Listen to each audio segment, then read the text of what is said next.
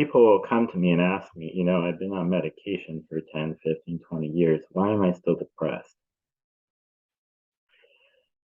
Well, medications treat symptoms, right? If I'm depressed, clinically depressed, and the symptoms are very strong, medications can help me get a handle on them. But they don't treat the underlying issues, right? That's why anytime you're prescribed medication, you're encouraged to also go to therapy because therapy ideally is suited to help you with underlying issues, right? So first we have to define depression. What is depression? Well, a psychiatrist I like, he said, behind depression is rage, and behind rage is separation anxiety.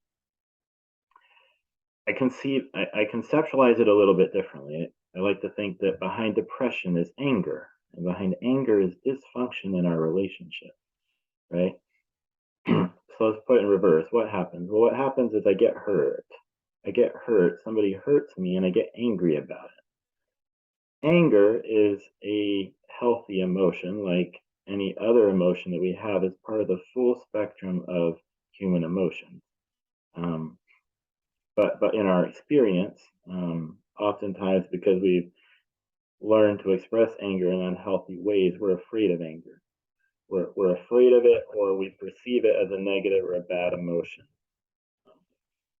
Anger is a transient emotion. It moves us from point A to point B, right? We see injustice, somebody hurts us, somebody hurts somebody else, we get angry about it. And that moves us to action.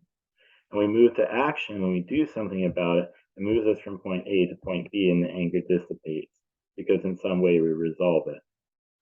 But what happens when you can't resolve it? What happens when you can't resolve it is you get stuck. You get stuck, and I can't figure out what to do with this anger because I can't figure out how to resolve this situation. And then resentment sets in, bitterness sets in, maybe even hatred sets in, right? And it just sits. I'm holding it inside. It's just sitting there and it's eating at me. It's like an open, weeping wound in my emotional and relational life. So what happens then? Well, my body, my brain, to cope with it, starts releasing different kinds of chemicals in my body to deal with that emotional and psychological pain.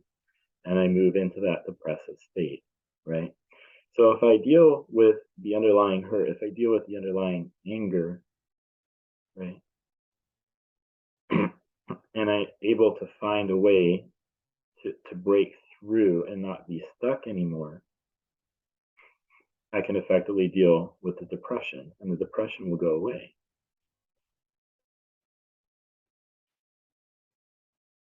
So that's the nature of depression.